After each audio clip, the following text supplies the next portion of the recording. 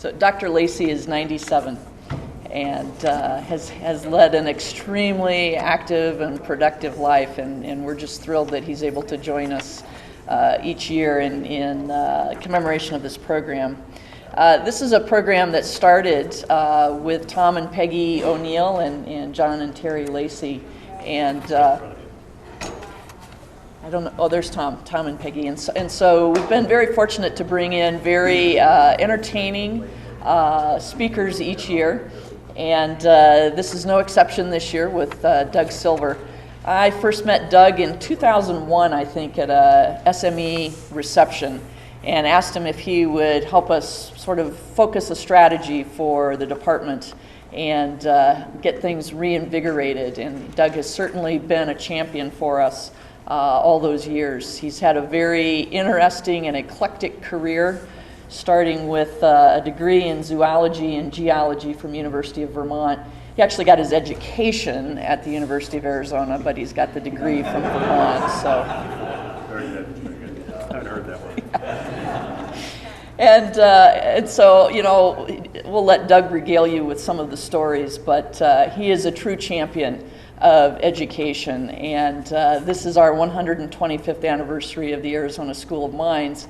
And so we asked Doug if he would go back through the history of the program and put it in the context of what was happening in the territory at the time and then the state. And so I think he's put together a very good story for us all about a very long and storied reputation for mining here at the U of A. So I'm going to turn it over to you now, Doug. Thanks. Now, looking at this audience, it's going to be tough to talk about the last 125 years since most of you lived it.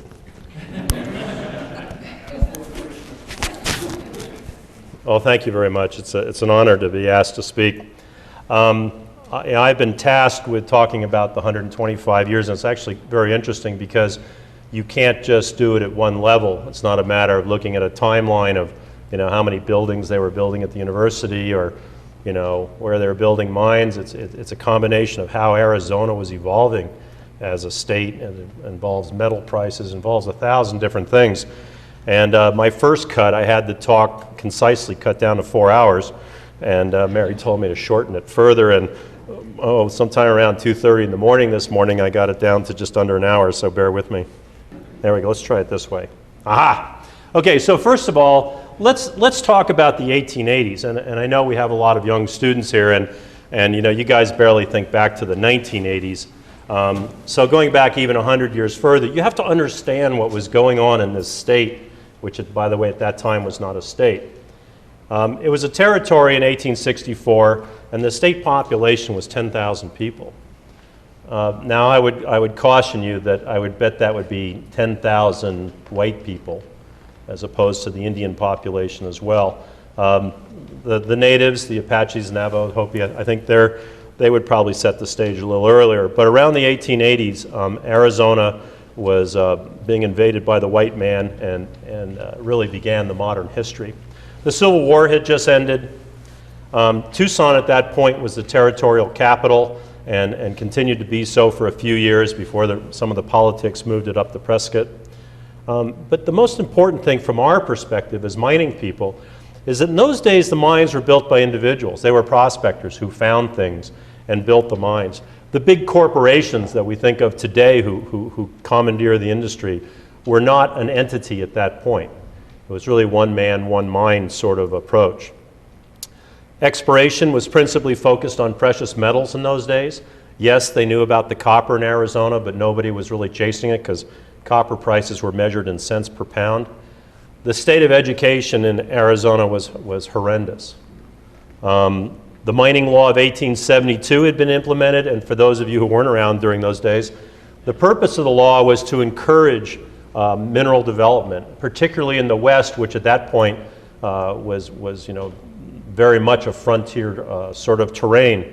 And the law was implemented to encourage people to look for mineral resources in the United States and to develop them for the betterment of the economy. I have built a little bit of a database, not as much as I wanted to, but I built a little bit of database on discoveries, which I'm going to touch on several times. And Clifton was known at that point as the large copper discovery, but most of the work were people chasing gold and silver. As a context point, Thomas Edison had just invented the phonograph and the incandescent light bulb. I found out reading through this that the light bulb was actually invented by somebody else, but he was the first one to figure out how to make an incandescent light bulb that was commercial as opposed to only good for laboratories. Edward Schifferlin discovered Tombstone, and this was a major point in Arizona's history because it really began a mining boom and attracted so many people because of the riches in Tombstone. And the railroad.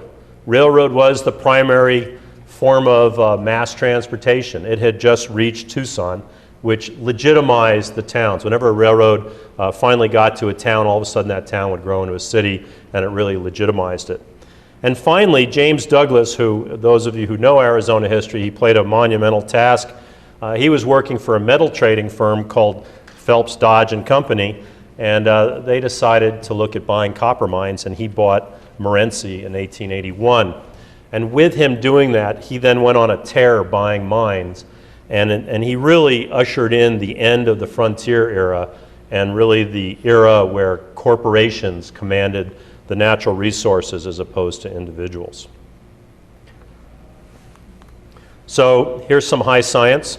I was able to compile a couple hundred mineral discoveries, and the only purpose, we're going to come back to this because this plays a big role in the nature of what was going on.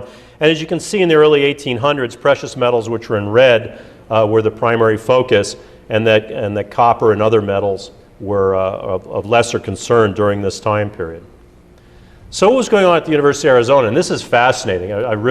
There's a book called Lamp in the Desert, which I read exhaustively for this. Fascinating book about how this university was built. But what happened was C.C. Stevens and Judge DeForest Porter, they introduced a bill to the Arizona's 13th legislature to build a university. They felt it was time that Arizona needed a university, and so they introduced this bill. And the bill was approved for $25,000. The same legislature also approved $100,000 for an asylum in Phoenix. So this should give you all comfort in our relationship with the state legislature when it comes to funding issues, which, by the way, hasn't changed much as far as I can tell from all the fundraising we do. The bids went out to build the Arizona School of Mines. Originally, this was supposed to be just for mines, and it goes back to, again, this issue about the individuals controlling the mine, and particularly in precious metals. What they really needed is they needed somebody to do assaying and metallurgical work to tell them what their ores were, what their ores were worth. And you'll see very much in the early history of the Arizona School of Mines was focused on assaying and metallurgy and those sorts of activities. Ground was broken, and the official date of 1888 was when the School of Mines was formally completed. So what happened was they built the place. They got it about half built, and they ran out of money. Another problem that never occurs anymore in the university system. And at the same time, the US government was trying to encourage people to build agricultural schools. So what they did is they had this pool of money set aside for building agricultural schools. So of course, Arizona went after that money so they can complete the building, but in the process, they went from being a mining school to an agricultural school with a mining side to it. And it was basically split 50-50 in terms of what the focus was.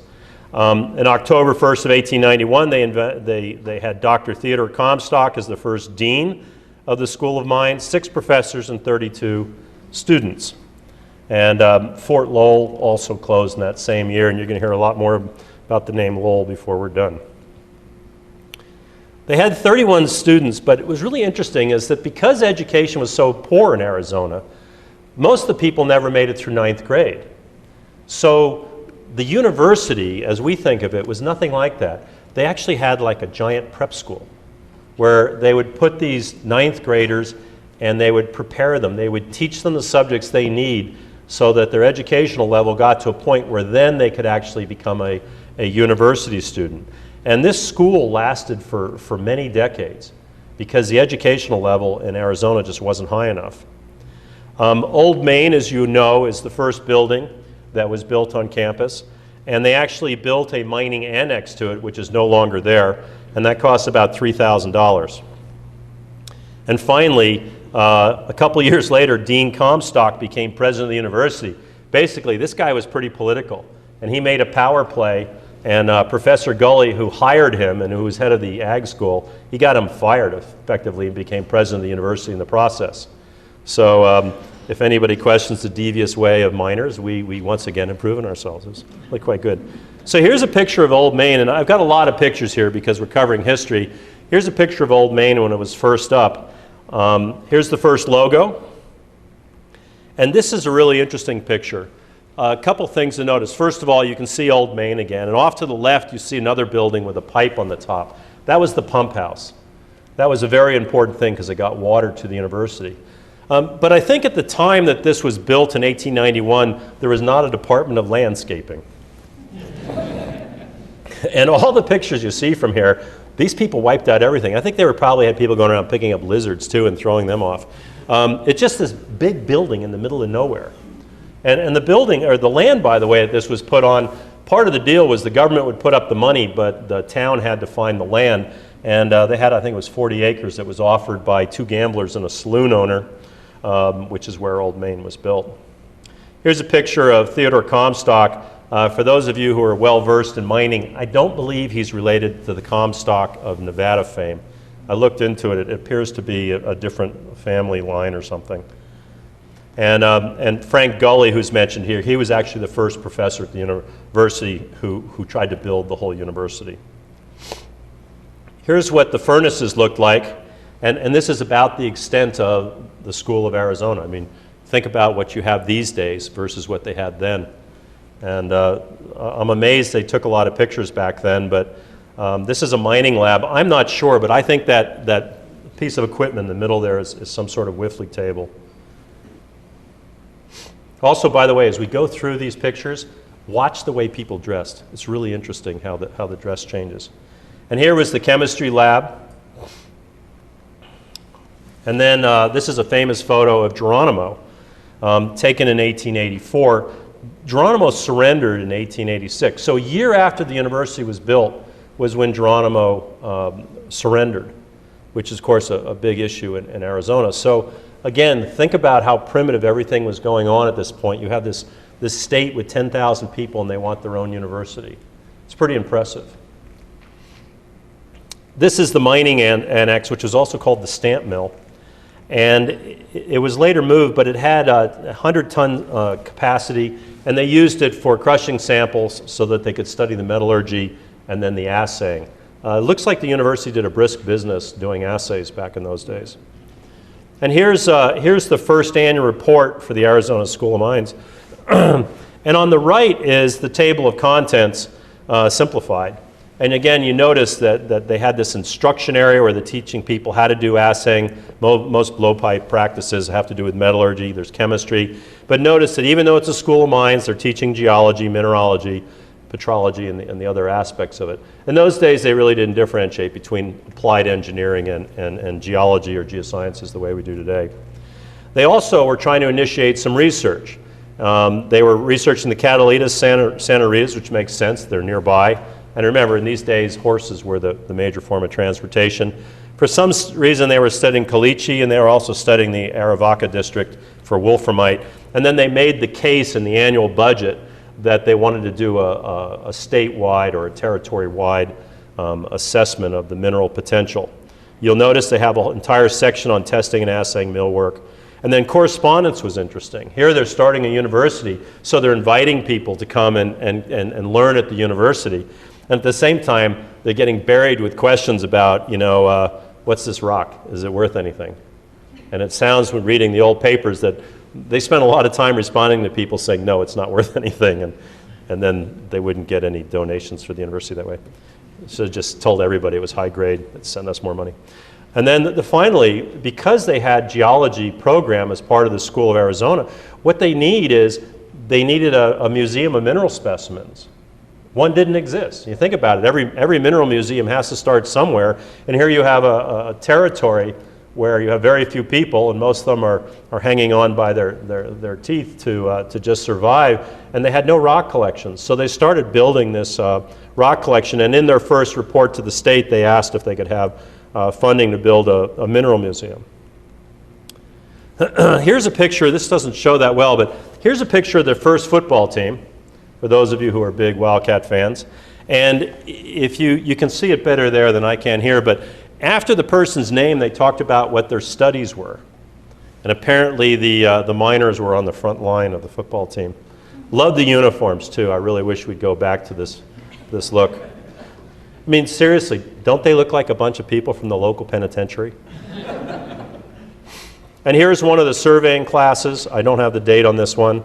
It was probably the turn of the century. Here's an ad that went out by President Adams, who was one of the first presidents. And again, it's easier to see, but you can notice that in this, they're talking about the College of Agriculture and the School of Mines, and basically what the program is. This was around 1900, so now we're 15 years or so into the school's development.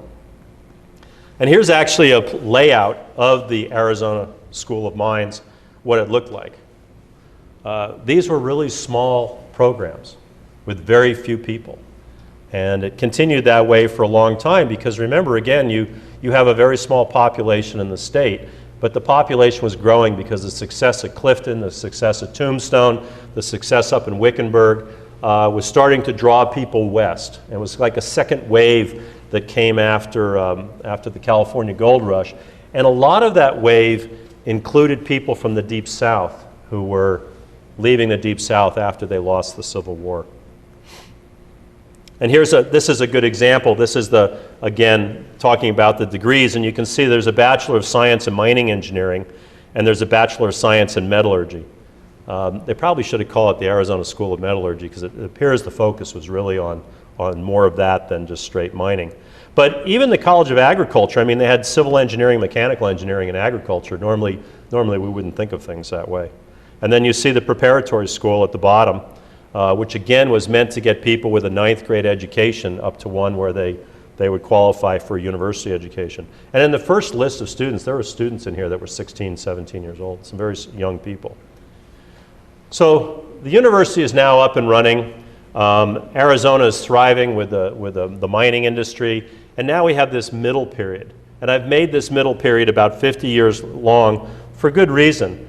Again, those of you who are students of history, during this period we had 2 world wars and a Great Depression.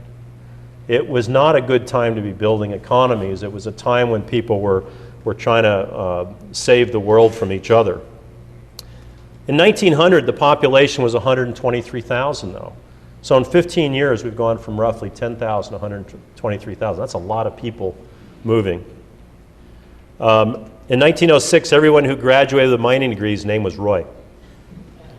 Mary thought that one up. I don't know where you found that, Mary. You know, you should never give a talk without really irrelevant information, you know. But if anybody should ask you, remember it was 1906. At this point, there was 12 high schools in Arizona, and most of them were in mining towns. The mining companies had already realized that they needed to educate their workers, and they needed to educate the children of their workers so that they had better workers. And in those days, the mining towns were very much communities because, again, small population, people tended to know each other. And then, of course, 1914 and 1918, we had World War I. And so what happens? World War I is over, and the mining industry builds a new mine building. And you're going to see this a couple times. This is really kind of interesting, and it's too bad I don't have time to research it, but the mining industry would continually show up and put big slugs of money in during the worst of economic times.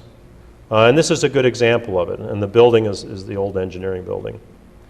The Great Depression, which was, for those of you who've been around since 2008, was worse than since then. The Great Depression was kicking in, and Dr. Matheson of the College of Mines, and he was chairman of the stadium committee.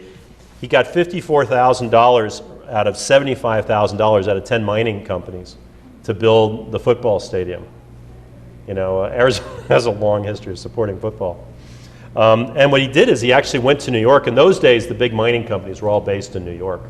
So he actually took a train to New York and went door to door to each of the mining companies and said, we need a football stadium.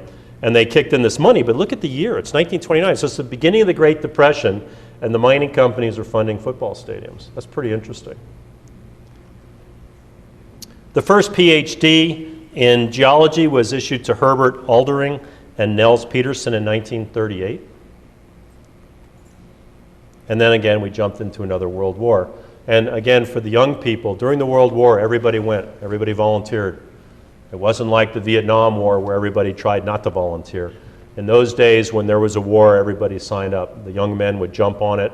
The women would often have to take over the duties in the manufacturing plants so that the world would continue. But really what happens is the world comes to a grinding halt economically while the war is decided. And so here we are in 1940, we're in the middle of World War II.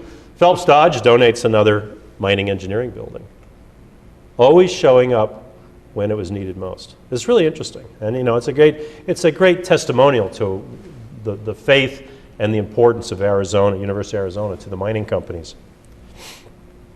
For those of you who don't know about War Order L208, this is a critical point in American history. This was the War Act that basically said only war essential mines can be operated.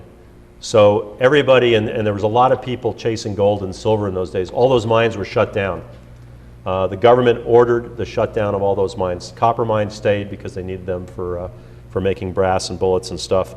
But most of the mines in the United States were shut down. And as you go through your careers and you're looking at the history of mines, you'll see this time and time again with these old mines that they were shut down by the War Act. It was sort of a tipping point in U.S. mining history.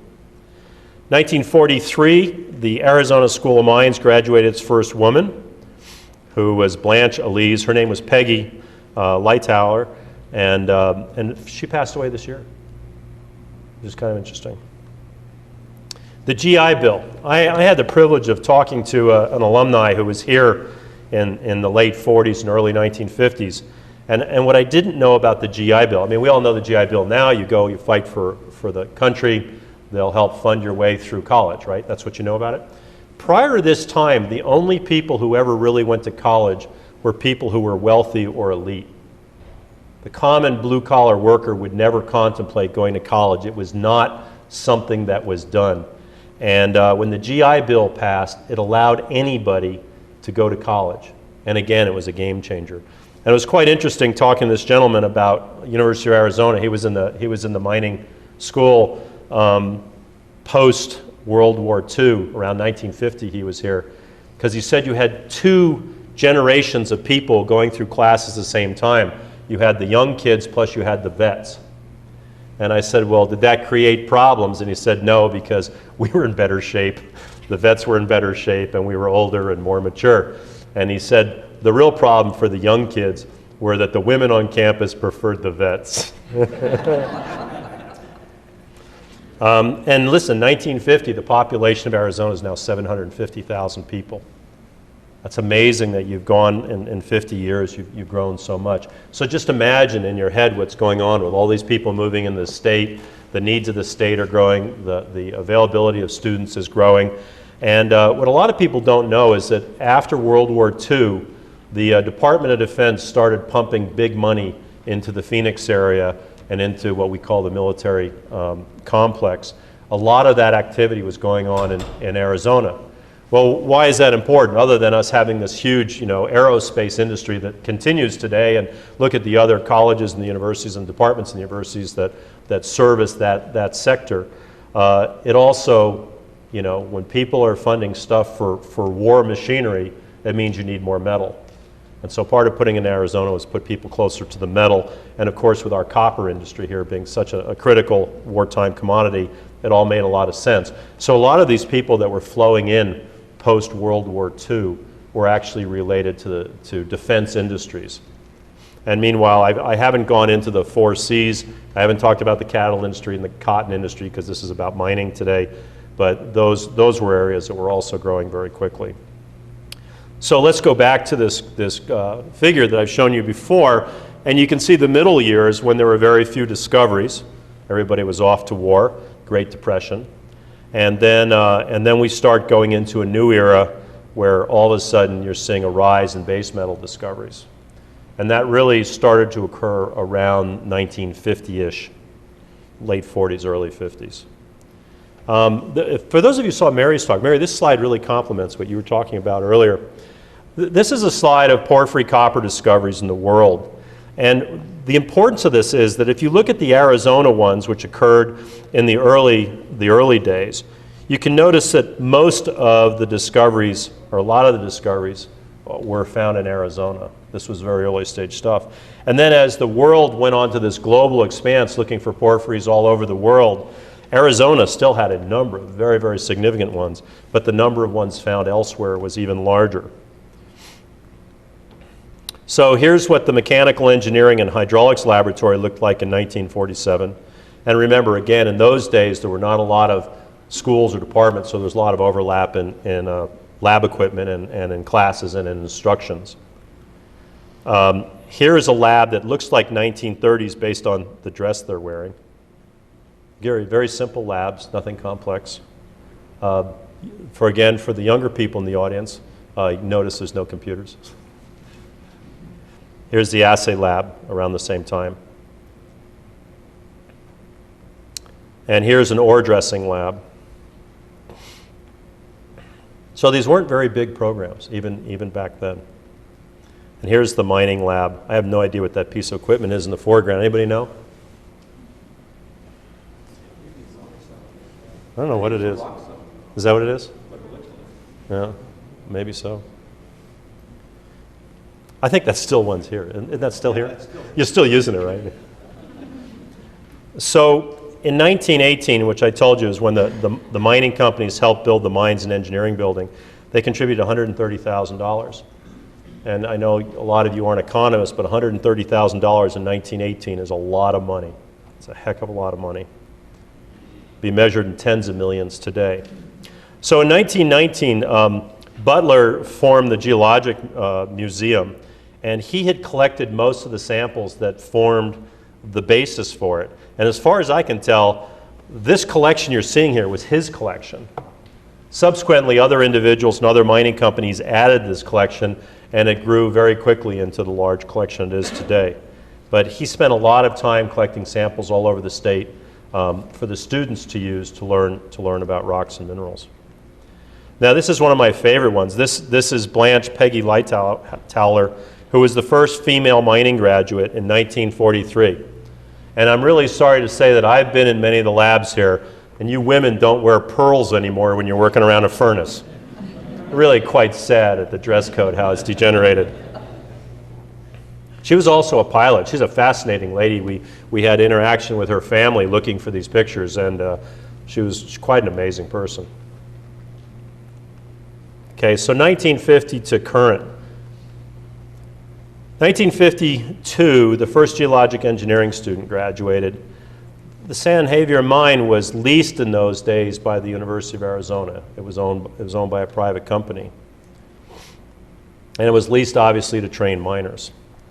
The geology department moved into a new building, and I got to tell you, if there's one thing confusing about this university, it's all the times you had the mining engineering and the geology where they're either combined or separated on paper, as well as them moving them around from building to building. You could have a treasure hunt on this campus looking for all the different places the mining department or the geology department had been tucked away. It goes on continuously. Now, I haven't spent a lot of time talking about metal prices, but in 1971, President Nixon ended the Bretton Woods system. And this is a system that pegged the US dollars at $35 an ounce. So for decades, you were not, as an American citizen, allowed to buy or sell gold except at $35 an ounce. So needless to say, there was somewhat limited effort for exploring, because if you peg a price like that for that many decades, you have cost escalation. It very quickly became uneconomic.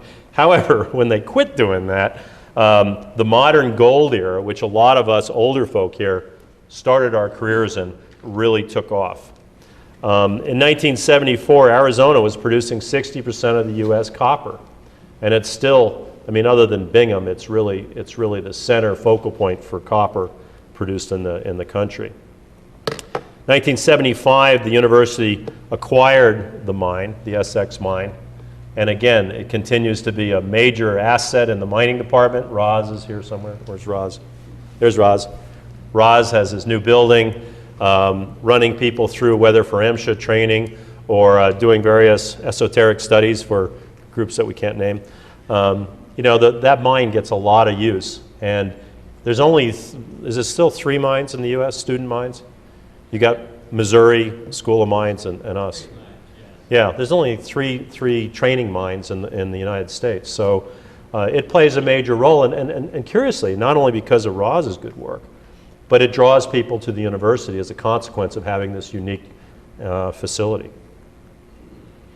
Now, gold price peaked on an annualized basis at $615 in 1980. So literally in 9 years, it went from $35 to $615. And on a day-by-day basis, it got over $800 an ounce. So what happened during that time period, you had the massive renewal of interest in chasing gold. And a lot of the old districts that had been shut down by the L-208 Act in World War II now became, you know, new targets for exploration with new technologies and new efforts. And there was a whole sort of new generation of exploration in gold. The Gould-Simpson building was built in 1985 for $18 million. Again, prices go up. Up until that point, it was in what's now called the John Harshberger building. That's where it was when I was in school here. But now they have a huge building of their own. And then we kind of go into the recent years, and I know that probably a lot of the younger people don't follow this carefully, but there has been some major transformations of both the geoscience and the mining engineering program here in the last 10 years. And it's gone to the leadership of the faculty here and the effort to once again modernize the program and always be ready for the next generation, both in terms of their training and in terms of, you know, outcome-based training so that they can serve in the industry. In 2002, we had the beginning of the modern metal price super cycle that I'm sure you've all heard about. And this price cycle was phenomenal for what it did for the mining industry. The amount of money that has flowed into the mining industry last decade is phenomenal. Most of it due to the rise of China. China opened its borders since, 1423 when they became isolationists. And they started westernizing China, which is the largest single population of people on the planet. And again, if you heard Mary's talk, China is a commanding force in consumption and in production. And then the Lowell program, professional program, was implemented in 2008. And then the Lowell Institute of Mineral Resources excuse me, was established in 2009. And gold prices at the end of 2012 were at, you know, roughly $1,1700 an ounce, and copper was at $360. If you look at my career, just because I'm the speaker, I can talk about this. During the 1980s and 1990s, I mean, copper was really low. And to see copper holding its own at $360 a pound is just glorious to those of us who lived in the days of 60-cent copper. And the gold prices, you know, gold price today is around $1,300. But given that, you know, 1971 it was at 35, and it's been as high as, you know, $1,800-1,900 an ounce, these are very respectful prices. You can still build a lot of mines. You can still afford to go look for them. So here's just a simple graph of copper showing you what's obviously the super cycle. You can see when it took off. And again, a lot of it was the rise of China and other emerging economies. Globalization, the effort of globalizing the economy has been in full swing at that point for 10 or 15 years. But there's no question it's accelerated with the role of China, which is why in your careers you need to watch what's going on in China because things are cooling down there right now, which has a profound impact on everything. So I'll go back to my chart again. You can see 1950s, 1960s, there's a huge boom in the search for copper. And a lot of gold discoveries as well in Arizona. Most of the gold discoveries in the US were made in Nevada. Literally hundreds of millions of ounces of gold were made in Nevada. A lot of people who started off in base metals, chasing things that needed to be concentrated and smelted, were now thinking about heap leaching and weird things like that. And you also notice on this graph that there's not much in here in the last 10 years. I think one of the things we have to face in America is that the forces who do not want to see mining in the US are winning. And as a consequence, it's gotten very difficult to even explore for mines. But if you find one, then you go into a 10 or 15 year period where you attempt to get the permits to allow you to construct it, or you take your money somewhere else where they appreciate mining. And I think a lot of the lack of discoveries in Arizona in the last 10 years or so is a direct reflection of that trend. 1958, this is the new geology building, which you're all familiar with because it's still here and the mines people are still hiding in it. At that point, though, it also held some of the metallurgy and chemical engineering. The departments had grown enough now that you start seeing the mines and metallurgy splitting away onto their own. Now, here's an important picture. One of the programs that was run in the 1980s was John Gilbert, who's on the far left. John is very well known for his work in porphyry coppers, but John would organize a field trip once a year where they would take an equal number of industry people and students. And basically the industry people paid for the students to go on a field trip somewhere on this planet. This trip in 1980, which I was part of, we went to South Africa. And we spent a semester studying South Africa, and we spent a month in country doing a minimum of 1 mine a day. And you want to talk about a great education in mining. When you can go look at a mine a day for 30 days, you learn a great deal. And industry ponied up the dollars to pay for students like me to do it. And it was a marvelous trip, and you can see the high caliber of the people on here by this picture. I think the one who's facing away from us is Kent Turner, just in case anybody knows him. But you had guys on here like Peter Walker on the right. I think he was with Sarco at that time. Jackie Stevens, who's up there with the brown vest. Jackie found Quartz Mountain up in Alaska, one of the world's largest moly deposits. He was with US Borax at the time, and some other people. You look at where some of the students are today, and all of them have had quite illustrious careers and all continue to play in the the business. Kent Turner discovered a major gold deposit in Canada. Bart Sukamel was a executive with Western Mining for many years. Lou Lepre has been a mining executive for a number of companies, and John Zimmerman is a well-known geologist as well. So this is where we all start, right, in grad school, and it's amazing where people have gone. I have a couple other pictures here I want to show. In 1979, the first international intercollegiate mining competition, we won, and this was our team. And they stand very solemn in this picture, and then they got even more serious in this one. They're at the SX mine on that. It's funny, you'd think there'd be, with communications being the way it is, you'd think there'd be so many modern pictures. And it was far easier to find older pictures than it was to find current pictures on people. So you have to bear with me here while I stretch to get this next section done. There is a story that the first Chicken McNugget ads was actually filmed at the SX mine. I have nothing more than this important picture as proof. And according to Mary, the new clown that runs it is much better. That was a gimme, Roz. Here's Mark Barton, who joined the faculty in 1990, and he directs the Lowell Professional Program. More than 1,000 industry professionals from 80 companies in 27 countries have participated in this program in only the last 5 years. Your work, Mark, is fantastic. He interacts particularly with the exploration industry better than anybody I've ever met, and it shows. And not only in the internships, the scholarships, the programs that get funded, but he's been a tremendous friend to us. This is interesting. Hank Grunstead, who some of you have probably met, he started his mining career at the SX mine. I think he was from New York? He was a New Yorker, came out west, wanted to be a miner, worked here at the SX mine as an underground laborer. And then, 40-odd years later, he donated a tremendous amount of money to modernize it and get it into the position it is well. And I'm in the investment industry, and Hank is well known for his savvy picks on mining stocks and funding of good mines. And there's Mary. She joined in 1989, got tenure in 1990, department head in 2000, and has been the executive director of the Lowell Institute since we founded it a few years back. So, you know, a lot of you, again, the students, you don't know names of companies, names of deposits, or names of people.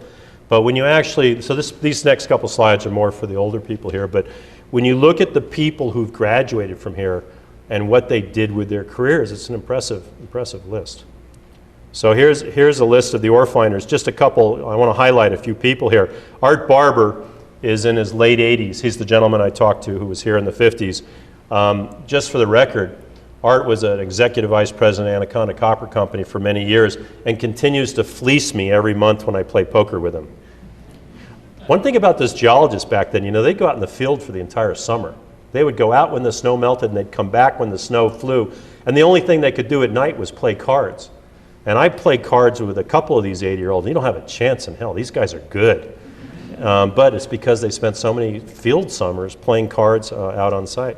Fred Graybill is another one. I don't play poker with him, but Fred was senior vice president of ASARCO for many years. Steve Enders, who many of you know, Steve was VP at Phelps Dodge and at Newmont. Perry Durnings found many deposits, and you can go down through the whole list. Scott Mansky has been credited with the discovery of the Resolution copper. Peter McGaw has made multiple major discoveries in Mexico, and just on down the list. See, Will Wilkinson, there you go, Will. You get a shout out there, dude. I don't know what you've ever done, but I know you, so you got on the list. Yeah, you tell me later. Miners, we've got people here who are amazing miners, and there's a lot more. When you put a talk like this together, you do a broadcast, all your friends saying, tell me who the great names are, and you throw them all on a slide. So I don't have a chance to research everyone, but I want to point out somebody like Barbara Felis, who was the first female president of SME. Very high-powered mining executive who's done a great job. Steve Holmes, many of you know, because he's a local boy, and Herb. Anyway, and Scott McIntosh. The executives, you know, can't give a talk without being nice to Tom. You have some tremendous credentials here of people who've gone through the program, and they all started off just like you did. You know, they were people who had an interest in this industry, and through their life's paths, they've discovered or been involved in the creation of great value for their employees and their investors. Professional investors, this is a relatively new field, but there is a growing field of people. Oh, you know, I should have put Mihail, I'm sorry I left you off this list. Mihail Romanowski should be on this list too. These are people that are working for the private equity funds, which is probably the fastest growing area of mine finance. This year alone, the industry's raised over $20 billion, and that was raised between maybe 4 or 5 companies. Huge pools of money are coming into the mining industry through the private equity side, and these are some of the players. And then the educators. There's a lot of people who are teaching here that have tremendous credentials, and they started here. That's kind of neat. So what about the future? First of all, there's been tremendous collaboration between large and small companies along with the University of Arizona, and much of this has been due to the efforts of Mary and Mark. They're great leaders. They know how to find these groups, and there's a lot of common ground where the mining companies need research. They need people who have state-of-the-art knowledge, and we're, of course, high on that list of people who can provide it. The programs are being diversified. When we recalibrated the MGE back 5 years ago, how long ago was that? You said 2004. 2004. We loaded up on a bunch of mining executives who believe in Arizona. Some of them were graduates here, some of them weren't. But they believed in Arizona enough, they want to sit as advisors. And we've tried to modernize the curriculum, make sure that the students here are getting the best practices today to enhance your chances of getting good jobs in the future. The research topics have been expanded, and industry alumni is very, very active in both geosciences and MGE. And if you don't believe me, talk to the new president and you should hear what she says about the alumni.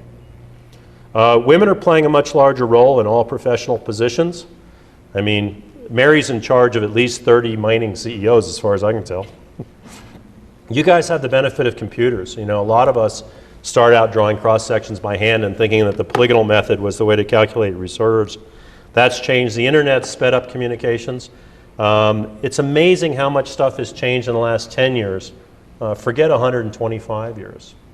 The stuff that they did back then, you would probably spend maybe one day in your entire educational career doing, just because there's so many better modern tools that you have. And the one point I want to bring up is that the world population is not decreasing. This came up in Mary's talk an hour ago. As long as the world population increases, as long as we think everybody should have a better standard of living, there's going to be a demand for metals. Granted, now sustainable development issues are much more prominent than they have been in the past, but that's also important because society demands it of us, and we need to adapt to serve society. But all new technologies that I see require mines and metals. Here's an example. Sean Desro lent me these pictures, so I'll give you credit for them. But you know, look on the right here, these guys who have 9 screens piled up. And like, the interesting thing is nobody's watching a football game in any of those. My office, one would be CNN, one would be football. Anyway, the whole issue of autonomous mining, robotics, everything is being done. We see research done on using drones in mines. We see an entire technology world that's so different from 125 years ago, so different from 50 years ago. And 10 years from now, you guys will all be obsolete because the technologies will have evolved into even better generations of stuff to use. You're looking at the underground stuff, just the mere power of small computers, small in terms of size, that didn't exist 20 years ago. You have these tremendous tools at your fingertips that we never had. And so you can do a better job because you can get information quicker, you can process it better, much prettier colors on your maps. It's good stuff. And here's Arizona's population. You know, it's now up to 6.5 million in only, effectively 6.5 million in only 125 years. That's quite and you see this same population graph for so many countries of the world and the planet as a whole. And I honestly don't know how these people are not going to use metals. And although we may be in a bit of a slump this year, it's got to turn because people need metals. So here's what the students need to know. Based on what I could find out, the University of Arizona Geology is ranked #1 by U.S. News in 2010. The Lowell program has substantially elevated the profile. The Lowell Institute has expanded research.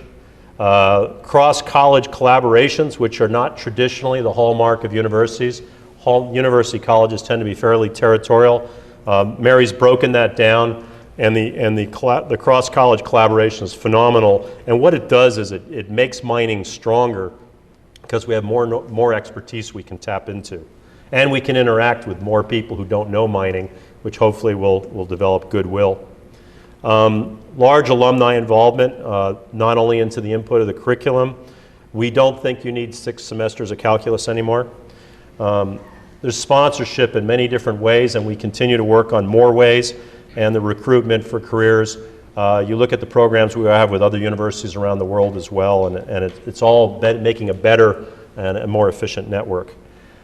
For the purpose of the students, though, you know, you've heard about these people called the baby boomers, of which I and many people in this room are. The baby boomers are getting ready to retire, and we constitute the majority of the employment as far as I can tell in the mining industry. The average age in the mining industry right now is about 60. So all of us need to be replaced, and you have that wonderful opportunity because there's not as many of you as there are as us, so there's going to be a lot of jobs available, and you get the benefit of that. And when the global economic growth grows out of the Grand Recession, which it is doing, the statistics are very, very strong now. The recession is over. We're starting to see solid economic growth, solid employment growth, and everything else. That'll sort of catapult this because people will have discretionary money to build the next generation of mines. So to close, I wanted to show you how far University of Arizona alumni can go. Jack Thompson's a good example. He got his BS here, and he's the former chairman and CEO of Homestake Mining, which was the darling of the U.S. mining industry for well over 100 years. They were purchased by Barrick. He became vice chairman of Barrick, which is one of the largest gold producers in the world. He's also either been or is a director of Anglo American, Centerra, Century Aluminum, Phelps Dodge, Rinker, Stillwater, and Molycorp. This is a man who started with a BS and is very well respected. Other people have done equally impressive things. Here's Larry Archibald. So his daughter goes to school here, by the way. I don't know if she's here, but Larry Archibald was one of the reprobates I went to school with here, and he's currently Senior Vice President of Worldwide Exploration for ConocoPhillips. Larry's got a budget of $3 billion a year to spend in oil exploration, and he did his master's work here. This is what he looked like in his prior life. He looks much more respectable now. This Halloween party, he went as fast food. John Zimmerman discovered the Chimney Creek gold deposit, which is one of the largest gold deposits in the U.S. Chuck Brannon, manager of underground planning at Freeport-McMoRan. You can go a long way here. And by the way, just for those of you who are really critically trained, look at where they're holding the cup. There's actually a tube so he can drink the beer directly. Now, is that not a good engineering feat or what? No wonder he was hired by Freeport. And then, of course, David, who we've said his name many times. David's family goes way back. He claims that there is a relationship with him and Percival Lowell, who built the Lowell Observatory. Hell, his family had a fort named after it. It's got a road named after it. And David's been a great friend at the university for many years and a great alumni. So that's it, folks. 125 years. And we've come a long way, and there's a lot more to do. So thank you for coming today, and I hope you enjoyed this.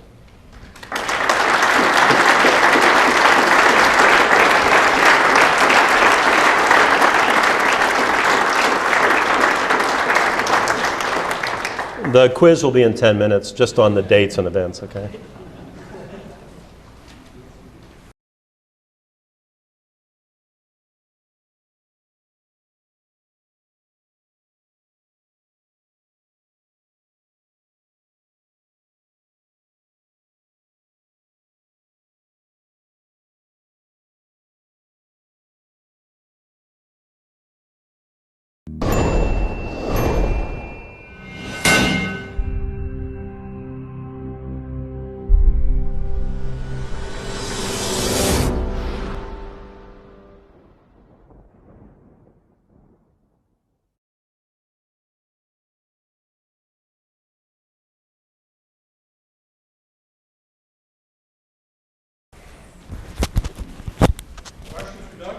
God, no.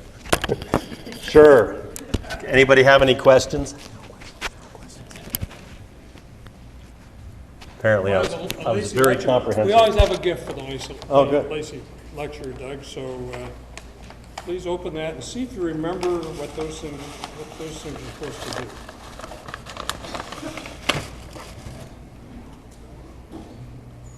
A box. I've always wanted one.